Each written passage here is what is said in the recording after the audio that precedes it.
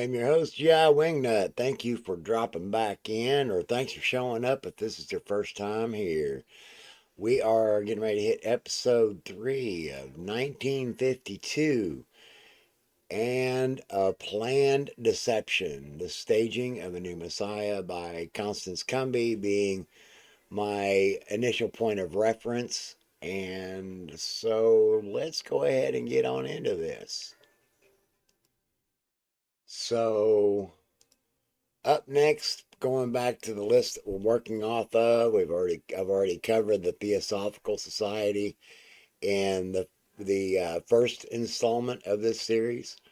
In the second video, I covered the Rosicrucians, and you'll notice I've added some graphics here because there are two Theosophical societies: the Pasadena Theosophical Society and the Theosophical Society corresponding Fellows Lodge, which are related, but they are not the same. They're more regional organizations, not national or international. And then there's a link down there to the Anthroposophical Society with Rudolf Steiner. We'll get to him, but he's connected.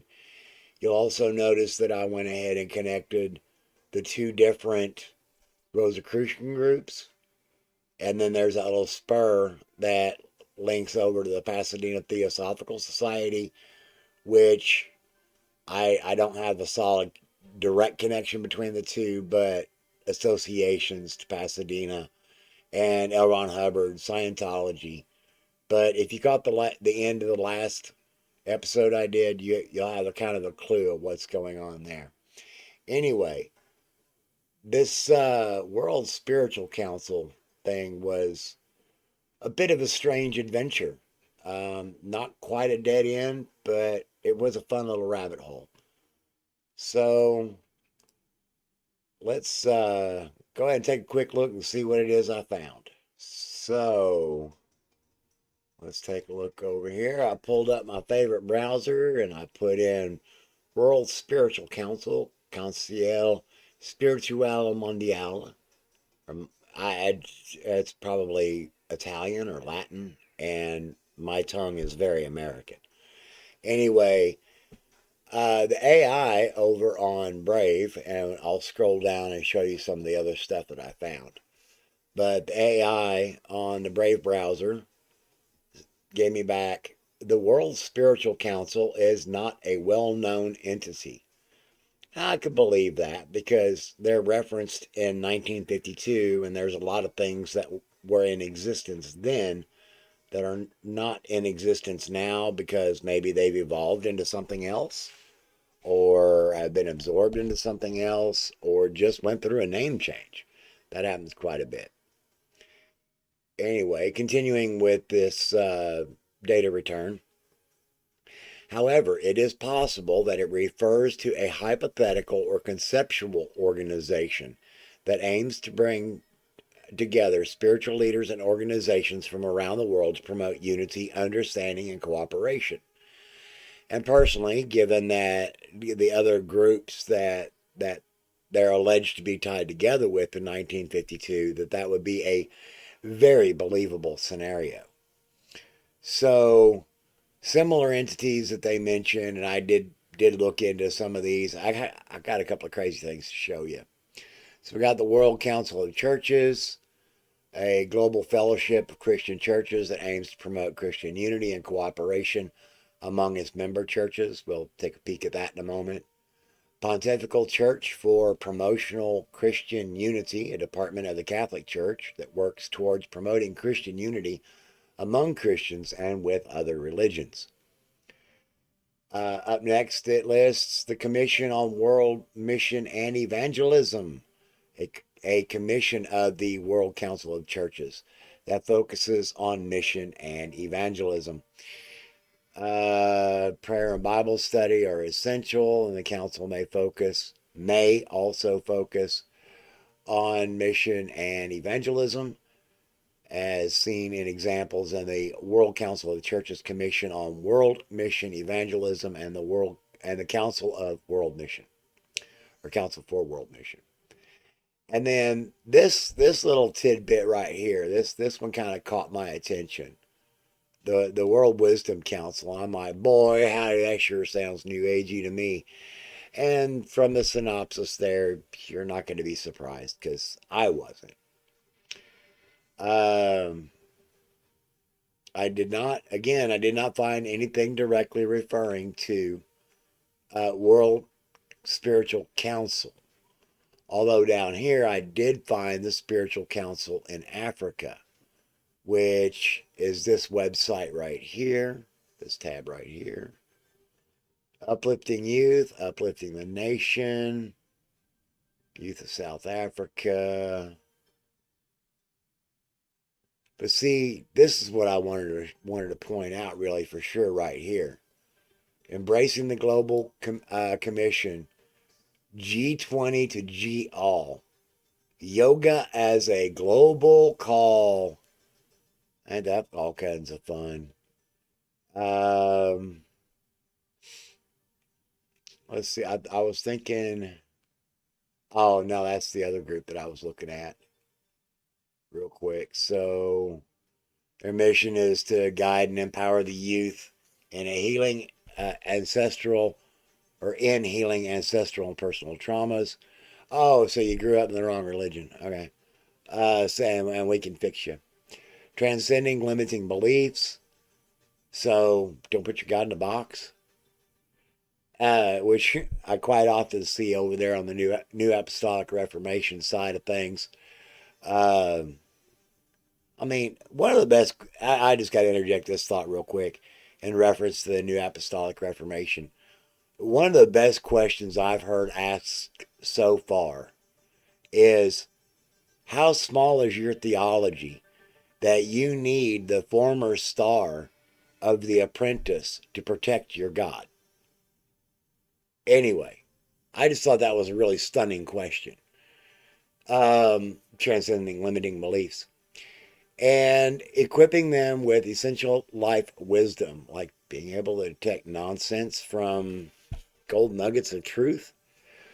We aim to foster social integration, inclusiveness, and a profound sense of responsibility for the future of the planet. There's the other stuff there. If you really want to read it, you can. I think the big thing right here is this global connection through G2, G20 to G All with yoga as a global call. So I can close that tab. This is this article right here, which I had to translate, had to have Brave translate it into English for me. But this is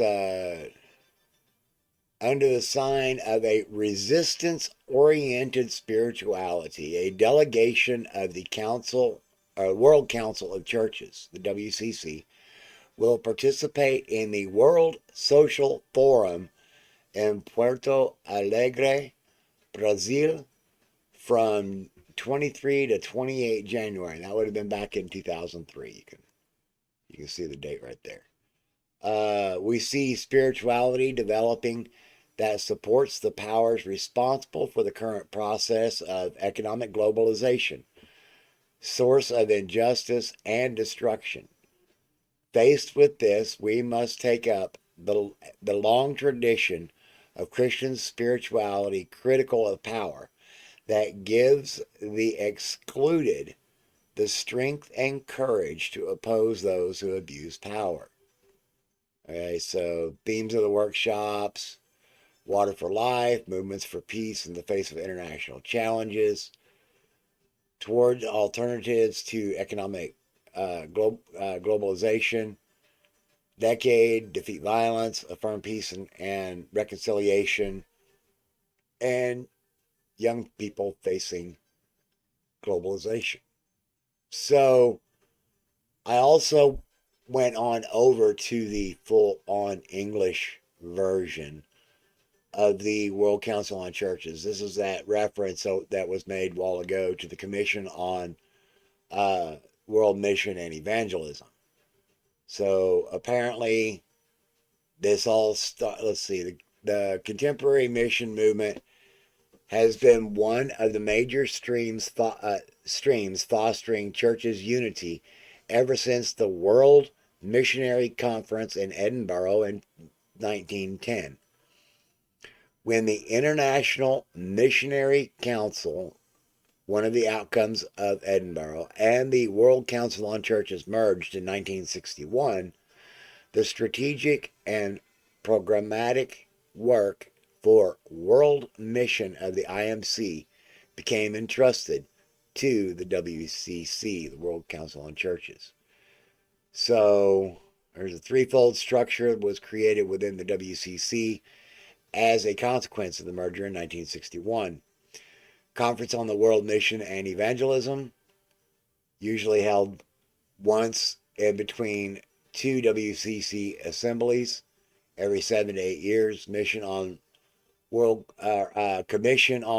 Mission and Evangelism, full commission meeting every 24 months by working in smaller thematic working groups in between commission meetings, and permanent executive staff working on matters related to CWME and editing the journal International Review of Mission since 1912.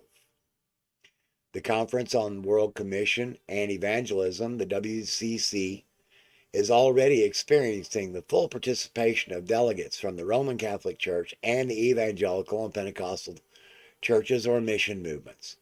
The latest WCC conference on world mission and evangelism took place in Arusha, Tanzania in 2018. The commission is composed of 35 members nominated by the WCC Central Committee, mainly coming from WCC member churches from mission and ecumenical bodies affiliated with the CWME conference and from other non-member churches. Roman Catholics, evangelicals, and Pentecostals are all full members of the CWME and participate in all its activities.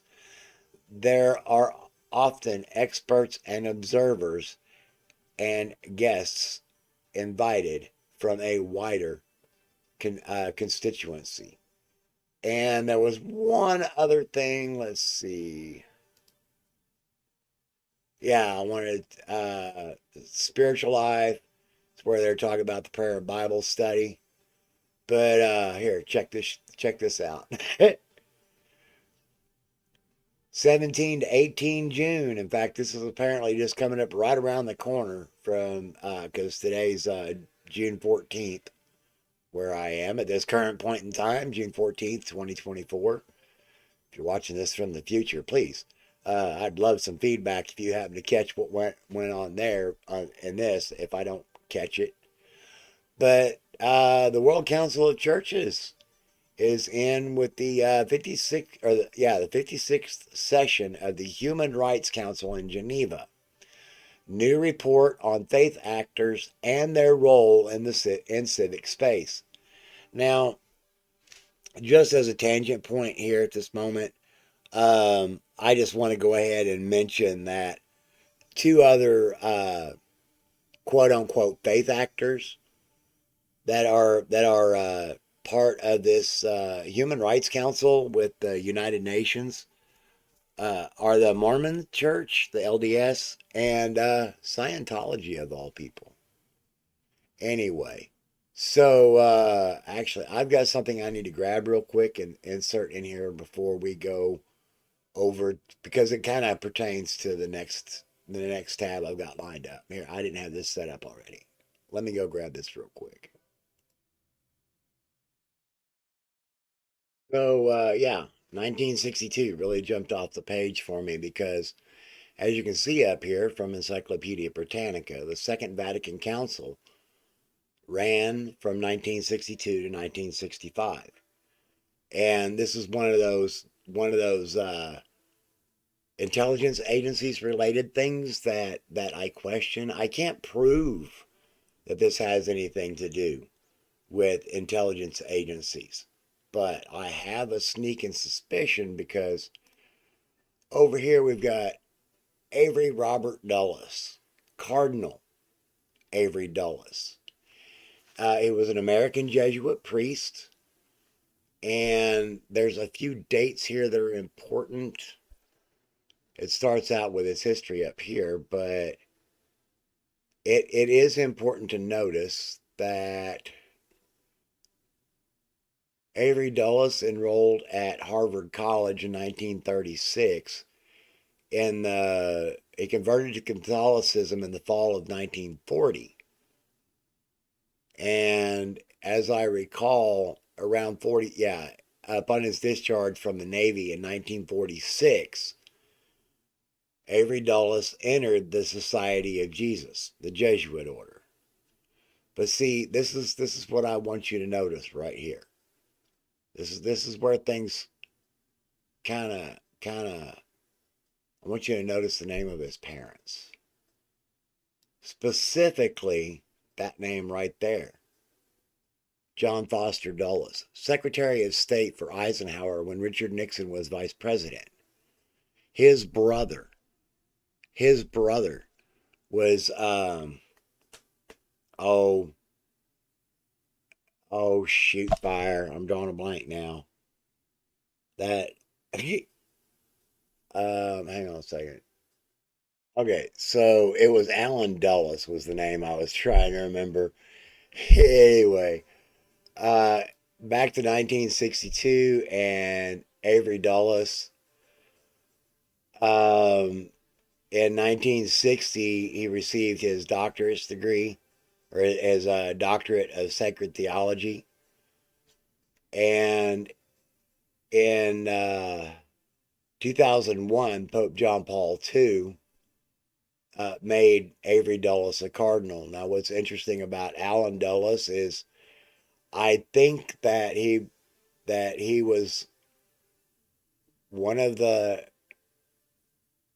yeah. So he served under John F. Kennedy, and Alan Dulles would have been the last CIA director to serve while well, now let me rephrase that. JFK was the last president to ride in an open top car, just like Avery Dulles, who was advisor to John Paul II. John Paul II was the last pope to ride in an open top Pope mobile. So that gets us over here to the Pontifical Council for Promoting Christian Unity, which was established. The origin of the Pontifical Council for Promoting Christian Unity is closely linked to the Second Vatican Council. It was Pope John the 23rd's desire that the Catholic Church's involvement in the ecumenical movement be one of the Council's chief concerns. Thus, on 5 June 1960, he established the Secretariat for Promoting Christian Unity as one of the preparatory commissions for the council, and appointed Cardinal Augustine B. or Bay, I'm not sure how it's pronounced, as its first president. It was the beginning of the Catholic Church's formal commitment to the ecumenical movement. And I'm just going to go ahead and scroll down here to the list. At the time of the writing of this, at present, the PCPCU is engaged in an international theological dialogue with each of the following churches and world communions: the Orthodox Church as a whole, the Oriental Orthodox churches, the Orthodox Syrian Church of Malankara, the Syrian Orthodox Church of Malankara, the Assyrian Church of the East. Is that Marmari's church? Asking for a friend. Somebody please let me know, or maybe I'll try to tack it on to the end. But I think Marmari is the Assyrian church dude. Uh, Continuing with the list: Old Catholic Bishops' Conference Union of Utrecht, the Anglican Communion, the Lutheran World Federation, the World Commission on Reformed Churches, the World Methodist Council, the Baptist World Alliance, the Christian Church, Disciples of Christ, Mennonite World Conference, some Pentecostal groups, the World Evangelical Alliance. The World Evangelical Alliance. Hang on, I'm going to have to address that here in just a second. So yeah, that's why it sounded familiar to me when I went to search it real quick. It was already in my browser. Uh, let's see. Oh, looky there. They got roadmap. Yeah, this is World Evangelical Alliance Roadmap 2030, International Council. We'll take a look at that here in a second. What we do, our global family, news. Um, yeah, let's take a quick look at the leadership. Oh, looky there. We got some very familiar faces. I'm gonna scroll down through here. I'm not really gonna call anybody out unless I see a name that just jumps right off the page at me. Maybe somebody out there will recognize some of these names. No, no, no, that's not who I thought it was. But hang on a second. Hang on a second.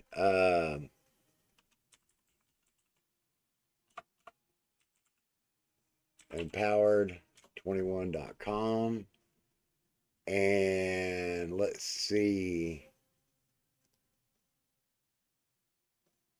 Oh, look at there. Okay, so what I'm comparing here is nope, I don't want to look at that yet. The World Evangelical Alliance here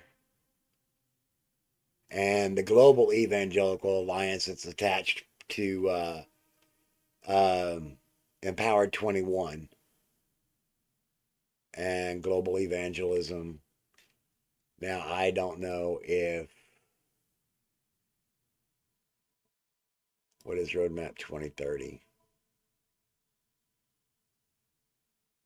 In every age, the gospel continues to speak with power and compassion. It sees the eye of a prophet and feels the heart of a pastor. Oh boy. Strong evangelical alliances.